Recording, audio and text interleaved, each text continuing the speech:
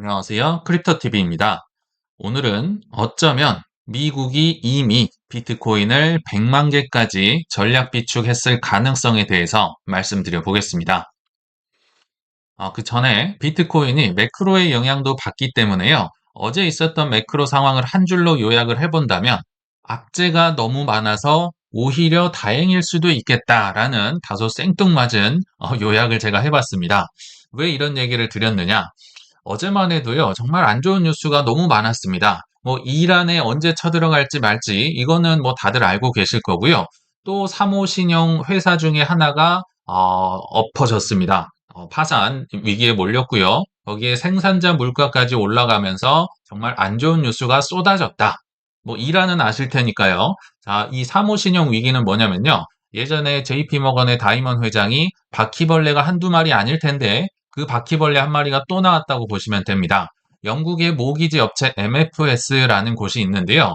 지난 2월 25일에 법정관리, 그러니까 파산 신청을 했다는 게 드러나면서 여기에 투자했던 은행들이 생각보다 되게 많았던 것 같아요. 그래서 어제 월가에 있었던 은행 상장 지수 ETF가요, 5%가 넘게 떨어졌었고요. 여기에 직접 투자를 했던 아폴로 마이너스 8.5%, 제프리스 은행 마이너스 9.3%, 뭐 골드만삭스 뭐 등등 정말 은행, 뭐 금융, 사모펀드 이런 쪽이 꽤나 많이 떨어졌었다. 바퀴벌레가 또 나왔다. 이렇게 보시면 좋을 것 같습니다. 그리고 어제 생산자 물가 지수도 어제 밤에 나왔었는데요. 의외로 높게 나왔습니다. 예상치는 0.3% 오르는 걸로 나왔는데요. 0.5% 오른 걸로 나왔고, 코어 PPI 지수는 0.8까지 나왔어요. 이게 트루플레이션이라고 해서 제가 실시간 CPI 지수를 제가 종종 보는 편인데, 한때 0.7%까지 떨어졌다가, 최근 들어서 이게 1%, 1.3%, 1.5%까지 반등을 하더라고요. 그래서 이거 물가 좀 오를 수 있겠다 싶었는데, 역시나 이런 게 좀 나왔던 것 같고요. 아마도 연초에 도소매 업체들이 마진을 좀 높이는 경향이 있다라고 합니다. 그게 반영되지 않았을까? 안 좋은 뉴스가 가득했던 것 같아요. 근데 오히려 미국의 국채 금리가 떨어지는 약간 넌센스한 상황이 벌어집니다. 지금 물가가 올랐는데 금리가 떨어지면 안 되겠죠. 오히려 올려도 시원찮을 판에 10년물 국채 금리가요, 어제 마이너스 1.7%, 꽤나 많이 떨어졌고요. 10년물뿐만 아니라 30년물, 20년, 7년, 5년, 2년, 1년 전부 다 떨어졌다. 왜 이런 기이한 넌센스 현상이 발생할까요? 제가 볼 때는 악재가 해도 너무 많으니까 물가가 조금 오르더라도 금리를 내려야 돼. 이런 약간 여론이나 의견이 형성되지 않았을까 생각이 듭니다. 그리고 실제로 패드와치에서요, 6월까지 이 패드가 금리 인하할 확률이 이런 사건 터지기 전에 40% 정도였거든요. 근데 여러 사건이 터지면서 46%까지 올랐더라고요. 물가 올라도 되니까 지금은 안 좋은 일이 많아서 금리 인하를 해야 된다. 이런 여론이 조금씩 형성되고 있다라고 보시면 좋을 것 같습니다. 자, 이제 본론으로 와서요. 좋은 뉴스를 찾으려고 해도 참 찾기가 어려웠는데, 그래도 연말까지 좀 편안하게 모실 수 있는 소설 한 편을 제가 써봤으니까 보고 가시면 어떨까 생각이 들어서요. 한번 일단 들려드려 보겠습니다. 그냥 보고 쓱 지나갈 만한 뉴스가 하나 제 눈에 들어왔는데요. 미국 법무부에서 스캠 타격대라는 게 있다라고 합니다. 사기꾼들을 타격하는 조직이라고 보시면 되겠죠. 근데 동남아에서 또 5.8억 달러나 되는 크립토를 동결하고 압수를 했다라고 합니다. 이 타격대는 미얀마, 캄보디아, 라오스 등지에서 활동하는 뭐 로맨스 스캠이다, 돼지 도살 사건이다, 이런 거 많이 들어보셨죠? 이런 걸 집중 타격을 해왔는데, 참고로 이 압수된 자금은 피해자들에게 최대한 반환을 한다라는 설명이다. 여기서 포인트는 최대한이긴 합니다. 뒤에서 소개를 해드릴게요. 그리고 중국계 조직과도 연관이 돼 있는 것 같다. 네, 제가 모든 것들을요, 질문을 던지다 보면 의외로 퍼즐이 딱딱 맞춰지는 걸 경험할 때가 있거든요. 질문을 제가 한 번씩 던져봤습니다. 자, 첫 번째, 피해자 반환이 목적인데 왜 굳이 법무부 산하의 스캠 타격대, 여기 뒤에서 소개해 드리겠지만요. 정말 많은 미국 인력들, 들이 들어가 있거든요. 예를 들면 FBI, 뭐 법무부, 뭐 비밀, 뭐 보호국, 뭐 재무부, 뭐 이런 데가 다 엮여 있습니다. 굳이 피해자 반환을 목적으로 한다면 그 피해자들이 다 미국인이라는 보장도 없잖아요. 제가 뒤에서 또 소개 드리지만 미국 피해자들 해봤자 수십 명밖에 안 나옵니다. 근데 이게 아시아에서 피해자가 훨씬 많을 거 아니에요. 최소 수백 명 정도 되겠죠. 그래서 우리 캄보디아로 출국하는 거 금지하는 거 기사 봤던 게 몇 개월 전입니다. 근데 굳이 그 수십 명의 미국 피해자를 위해서 그리고 만약에 다 이렇게 몰수를 했다고 해도 이렇게 환불을 하고 반환을 한다는데 굳이 동남아에서 이 많은 인력들이 정의를 실현하기 위해서 이런 수고를 하고 있느냐라는 겁니다. 이게 제 질문이었어요. 자, 명분은 정의를 실현하겠다. 뭐 이거겠죠. 미국인 피해자들도 있긴 있으니까. 그렇지만 실리는 비트코인이라는 자원을 확보하기 위해서 이거 굉장히 오랫동안 작년 내내 했던 거거든요. 이 스캠 타격대라고 조직은 좀 늦게 창설이 됐는데요. 작년 내내 이거 몰수를 계속 진행을 했었다라고 보시면 됩니다. 그리고 더 중요한 건요. 최대한 반환하겠다라고 얘기를 했지 전부 다 준다는 말이 아닙니다. 그리고 실제로 모든 피해 금액을 피해자들에게 반환하는 건 거의 불가능에 가깝습니다. 특정되지 않은 자산들은 이제 미국이 국고로 환수를 하는 이게 이제 몰수를 하는 게 일반적인 패턴이다라고 본다면 그 많은 시간과 노력을 들여서 동남아에 중국의 정의 실현을 한다고 보기에는 다소 무리가 있다. 자원을 확보하기 위해서이지 않을까 생각이 듭니다.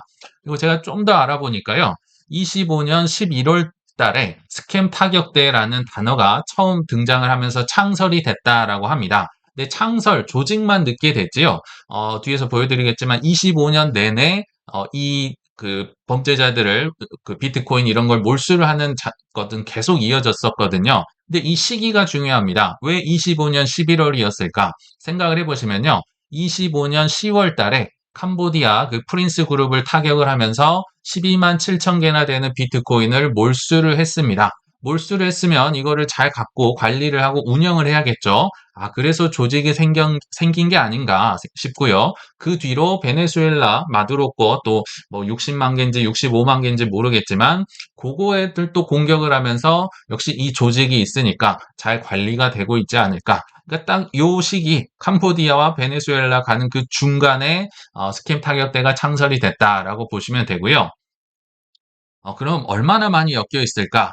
작년 6월 기사를 보셔도 어느 정도 힌트가 나옵니다. 이때도 미국 법무부가 또 2억 달러가 넘는 크립토를 압수를 했다. 뭐 로맨스 스캠이다, 돼지 도살이다 하면서 이렇게 이제 압수를 했는데 여기 알려져 있는 이제 엮여 있는 곳에 따르면 비밀 경호국 FBI가 굉장히 자금 흐름을 추적을 했으며 여기 보시면 뭐 USDT 발행사 테더가 적극 협력했다. 예전에 소개해드렸죠. 법무부랑 지금 한 통속으로 테더가 USDT를 탁탁 끊는 역할을 하고 있습니다. 아마도 상무부 장관과 연관이 있으면서 지원을 받고 있지 않을까 추정이 되고요. 그들뿐만이 아닙니다. 트럼프 측 검사, 연방 검사 진인 피로라는 이제 실명이 나와요. 이분이 지금 진두 지휘를 하고 있는 것으로 보이고 아까 말씀드린 FBI 비밀 경호국의 재무부 돈 관리도 해야 될 거 아니에요. 법무부까지 죄다 엮여 있는 정말 슈퍼 엘리트 그룹이 동남아시아를 제대로 타격을 하고 있다. 물론 여기 나와 있죠. 미국 전역에서 수십 명의 피해자가 발생됐다라고 하지만 수십 명이면 그렇게 많다고 보긴 어려워요. 사실 아시아 쪽이 피해자가 훨씬 많으면 많을 것이다. 그래서 동남아나 여기 중국 그 범죄 조직이 연루가 돼 있다고 하잖아요. 동남아나 중국의 정의 구현을 위해서 이 많은 사람들이 작년부터 투입이 되진 않았을 것이다. 그들에게 뭔가 이득이 있을 것이다. 라는 게 제 추정입니다. 그래서 베네수엘라의 마두로를 이렇게 체포를 할 때 의외로 굉장히 손쉽게 했는데요. 그거 굉장히 오랫동안 이제 침투 훈련을 한 결과라는 거 아마 알고 계실 겁니다. 이렇게 비밀리에 침투 훈련을 했듯이 정예부대로 저는 비트코인 전략 비축을 계속 추진을 하고 있지 않나라고 추정을 한번 해보는 건데요. 그래서 미국 정부의 비트코인 확보 현황을 제가 한번 추정을 해서 가정하에 한번 조사를 해봤습니다. 근데 제가 선을 하나 그어놨죠. 빨간 선 위에는요, 이런 행동이 있기 전에, 그러니까 기존부터 있었던 물량입니다. 대략 20만 개 정도다. 과거에 뭐 실크로드다, 해킹이다 이런 거 몰수했던 겁니다. 근데 그 밑으로 이제 빨간 선 밑으로는 25년 3월 달에 정확히 트럼프 정부가 행정명령을 내렸었죠. 범죄자들 거 몰수하겠다. 그 이후로 정말 몰수를 하고 있는 물량입니다. 압도적으로 많이 늘어나고 있잖아요. 캄보디아의 12만 7천 개는 확정입니다. 이 개수가 확정이에요. 프랑스 그룹을 통해서 몰수를 했다. 근데 베네수엘라는 추정입니다. 뭐 60만 개인지 65만 개인지 66만 개인지는 모르지만 아무튼 마두로를 체포를 하면서 요거를 이제 환수를 하고 몰수를 했는데 문제는 안 알려준다. 발표를 하지 않는다. 지금 마두로를 뭐 이렇게 딜을 하고 있는지 어디에 숨겼는지 내나 뭐 하면서 고문을 하는지 아무도 모른다. 물론 한 3월 말쯤에 이 마두로 관련 재판이 있겠다라고는 하지만 지금 계속 철저히 비밀리에 아무도 안 알려주고 있다. 그리고 방금 말씀드렸던 26년 2월 달에 스캠 타격대가 뺏은 한 비트코인 보수적으로 잡으면 500개 정도 될 거다라고 합니다. 왜냐하면 여기는 USDT가 좀 우선이었다고 알려져 있거든요. 그래서 보수적으로 잡으면 한 500개 정도 될 것이고, 그리고 작년 내내 했었던 거, 뭐 기타 공조를 합치면 비트코인이 약 5천 개 정도 되지 않을까. 요걸 한번 더 해보면요. 얼추 100만 개 가까이가 나옵니다. 99만 개 정도가 나오고요. 좀 보수적으로 잡아도 뭐 98만 개, 97만 개 정도 될 것이다 라고 보이거든요. 제가 뭐 챗GPT나 제미나이나 여러 개 추정을 해본 결과 추정치를 포함하면 그 정도 나옵니다. 거의 100만 개라는 비축 목표에 근접해 있죠. 그래서 제 추정은 100만 개 정도는 몰수로 확보를 하고 나머지 앞으로 100만 개는 뭐 5년에 걸쳐서 뭐 금재평가를 하든 예산 중립적인 방법을 거치든지 해서 뭐 5년간 모아가겠다 이런 발표가 나올 가능성이 좀 있겠다라고 생각을 합니다. 정리를 해보면요. 우리는 25년도 3월 달에 비트코인 전략 비축 발표만 하고 몰수만 하겠다. 내 돈은 쓰지 않겠다 해가지고 굉장히 실망을 했었잖아요. 근데, 우리는 실망을 했지만 이들은 이 목표대로 실제로 진행을 하고 있고, 현재까지도 정말 25년 내내 몰수를 하면서, 진짜 몰수만 하고 있습니다. 범죄자들 거 뺏는다고 했는데 정말 많이 범죄자들 걸 몰수를 하고 있다. 뭐 베네수엘라다, 캄보디아다, 아까 뭐 미얀마다, 뭐 라오스다 하면서 진짜 몰수만 열심히 하고 있더라. 그래서 언제인지는 모르겠지만 저는 중간 선거 전에 이제 그 비트코인 비축 개수를 공개할 겸 자랑할 겸 이렇게 발표할 가능성이 높겠다라는 생각도 있고요. 그리고 비트코인 전략 비축 추진에 대한 가능성, 뭐 계획을 발표한다든지 뭐 여러 가지 추진 가능성이 이 중간 선거 전에 있지 않을까라고 보입니다. 안 알려주니까 뭐 추정이긴 하겠지만 제가 볼 때 이 가능성이 높다. 그리고 또 하나 질문을 제가 던져봤습니다. 이거는 뭐 플러스 알파긴 한데요. 왜 굳이 동남아나 남미를 가서 뭐 어렵게 군사들을 동원을 하면서 어렵게 털까? 북한은 그냥 앉아서 해킹만 하잖아요. 북한 같은 데 털면 될 것 같은데 왜 굳이 동남아인가? 남미인가? 제가 생각을 해봤는데요. 일단 북한의 라자루스 그룹이요. 약 13,500개의 비트코인을 들고 있다라고 합니다. 실제로 많긴 많습니다. 그렇지만 우리가 알지 못했지만 뭐 FBI나 이런 데는 알고 있겠죠. 베네수엘라는 마두로 대통령이 60만 개를 넘는 뭐 석유다 뭐다 하면서 이거를 비트코인으로 빼돌렸다. 그리고 캄보디아도 실제로 프린스 그룹이 12만 7천 개를 빼돌렸다. 우리는 몰랐는데 이 FBI는 비트코인 더 많이 들고 있는 이제 세계 조직들을 알고 있었다라고 생각이 들고요. 그러니까 북한이 좀 적었습니다. 생각보다. 그리고 두 번째 더 중요한 문제가 있는데요. 북한 거는 뺏기가 너무너무너무 어렵습니다. 왜냐하면 국가 차원에서 해커들을 키우기 때문에요. 초엘리트입니다. 가장 세계에서 실력이 좋은 자들이 이거인데요. 그 이유가 북한은 해커들을 국가 자금을 확보하기 위해서 양성을 하니까 얼마나 뛰어나겠습니까? 보안력, 기술력, 세탁 기술, 세계 탑입니다. 그리고 또 하나 무서운 게 뭐냐면요. 이 그룹을 초장기적으로 육성을 합니다. 좀 빨리빨리 하면 좀 들킬 법한데요. 굉장히 오랫동안 지켜보면서 한 번의 실수를 노리는 뭐 이런 해커들 굉장히 많고요. 또 역할이 딱딱 분리가 돼 있다. 엘리트들이 해킹팀, 세탁팀, 뭐 현금화팀 이런 식으로 나눠져 있으니까 이들 거를 털기는 쉽지 않다. 그래서 FBI에서도요. 라자루스를 계속 그 현상금 얼마입니다. 이렇게 공고만 하고 있지 실제로는 잡을 수 없을 만큼 굉장히 어렵다. 북한 걸 뺏기가 어렵다는 겁니다. 자, 근데 반면에 동남아는요. 해킹보다는 사기꾼에 가깝습니다.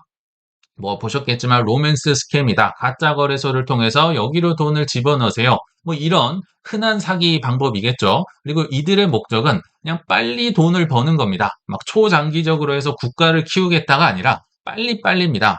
그러니까 기술 이해도가 낮은 사람들이 투입이 됐을 가능성이 높겠죠. 예를 들면 KYC 거래소를 이용하면 안 되겠죠. 왜냐하면 신원이 드러나니까. 근데 실수로 KYC 신원이 드러난 거래소를 이용을 실제로 많이 했다라고 하고요. 또 동일 지갑을 반복해서 쓰는 사람들도 있다라고 합니다.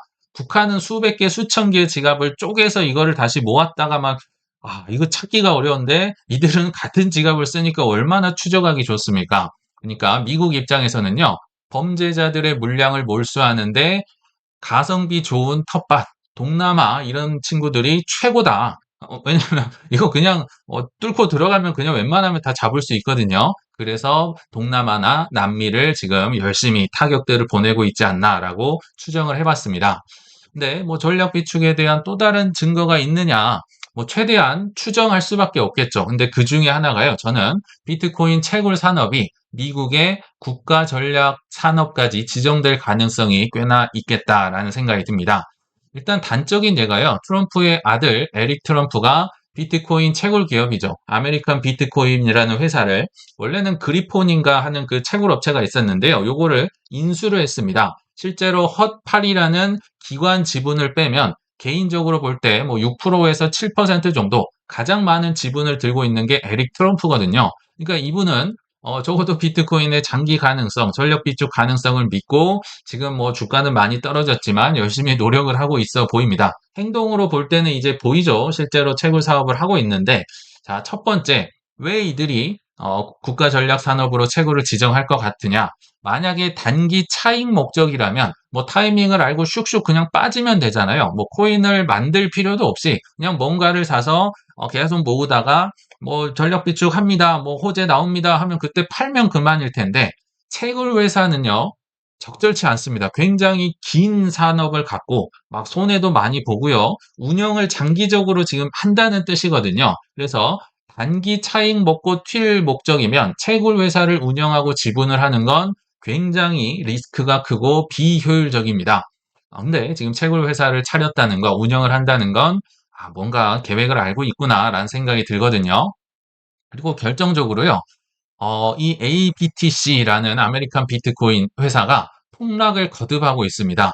우리보다 오히려 더 불쌍할 수도 있어요. 물론 다른 데선 많이 벌지만 적어도 주가 하락률은 알트코인 못지않다. 근데 상승할 수 있는 방법이 있는데 또 안 쓰고 있어요. 이게 무슨 얘기냐면 일단 ABTC라는 아메리칸 비트코인이 이게 차트가 이어지는 건 과거 이제 회사가 있었기 때문이고요. 최고점 14.6달러를 기준으로 현재 1달러까지 마이너스 93% 가격에 모시고 있습니다.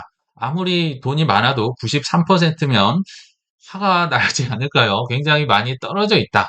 근데 최근에 또 이 아메리칸 비트코인의 실적이 나왔는데요. 작년 4분기에도 열심히 비트코인을 채굴을 하는데 뭐 가격이 엉망이니까 당연히 손실을 볼 수밖에 없겠죠. 근데요.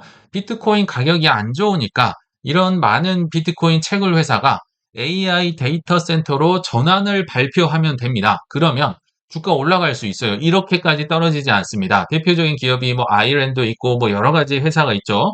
전환하면 되는데 왜 굳이 안 하고 있지? 이런 질문이 또 저는 생기더라고요. 우리는 AI 데이터 센터로 전환합니다. 이 한마디면 오르는데 왜 그들은 안 하고 있을까? 실제로요, 제가 계속 오랫동안 째려봤었던 마라홀딩스라는 채굴 기업이 있습니다. 근데 다른 기업들 다 바꿀 때 여기는 AI로 전환을 안 하더라고요. 이 친구들도 할 것 같은데 할 것 같은데 했는데 최근 들어서야 드디어 발표를 합니다. 비트코인 채굴로는 부족하죠. 지금 힘들죠. 그러니까 마라홀딩스가 AI로 전환하겠다. AI 인프라로 새로운 성장 동력을 만들겠다. 데이터 센터 이걸로 돌리겠다라고 하니까 이 힘든 와중에 주가가 15%나 올랐어요. 저도 관심 종목에 있기 때문에 이걸 계속 지켜보고 있거든요. 근데 이럴만 하잖아요. 실제로 뭐 코어 사이언티픽이나 아이렌이나 테라울프나 마라홀딩스 지금 최근에 바뀌었죠. 뭐 라이엇이나 수많은 채굴 기업들이요. 바꾸고 있어요. 채굴 수익은 줄었고 비트코인 가격도 떨어지니까 이거 좀 AI 서버 남으면 이거 빌려주고 월세 받으면 되잖아. 이래서 현금을 확보하면 되잖아. 라고 하면 되는데, 이상하게도 이 트럼프 아들은 말을 듣지 않고 있습니다. 제가 볼 때는 아마도 전략 비축에 대한 계획을 알고 있거나, 뭐, 있다고 생각을 하고 있으니까 가장 많이 그냥 비트코인 하나라도 나 더 캐겠습니다. 가장 많이 뭐 채굴하겠습니다. 보유도 끝까지 하겠습니다. 이런 식으로 좀 장기적인 플랜을 갖고 가지 않을까라고 한번 추정을 해본다는 거죠. 뭐 나중에 뭐 이 친구들도 AI 데이터 센터로 바꿀 수는 있겠지만 적어도 제가 볼 땐 그렇게 많이 떨어지고 있는데도 이거를 고집하고 있다. 오히려 뭐 비트코인 맥시멀리스트에 가까운 행보를 보이고 있다. 뭔가 아무튼 믿는 건 있겠다. 왜냐면 트럼프 아들이니까라는 생각을 한번 해봤습니다. 그래서 오늘 결론을 맺어보면요. 소설 쓰네라고 할 수 있겠죠. 소설 맞습니다. 그리고 어떻게 너가 아느냐? 뭐 확실한 증거 있느냐? 확실한 증거는 없죠. 그렇지만 만약에 그런 증거가 나왔다면 이 가격이진 않을 거라고 생각하고요. 그리고 저는요, 투자란 풀기도 어렵고 믿기도 어려운 수수께끼를 잘 풀어가는 과정이다라고 생각을 합니다. 그들의 행동을 토대로 그래서 소설처럼 상상할 필요가 있다라는 얘기인데요. 작년 초에 삼성전자가 엔비디아에 납품을 할 수 있다. 뭐 10만 원 갈 수 있다라는 소설을 썼다면 해괴망측한 소설이라고 아마 얘기를 들었을 텐데 그때가 싸게 살 기회였잖아요. 근데 지금도 그럼 오늘 제가 말했던 이런 해괴망측한 이야기 중에서도 큰 수익을 거둘 기회가 있지 않을까 생각을 해보면서 이만 마치겠습니다. 시청 감사합니다.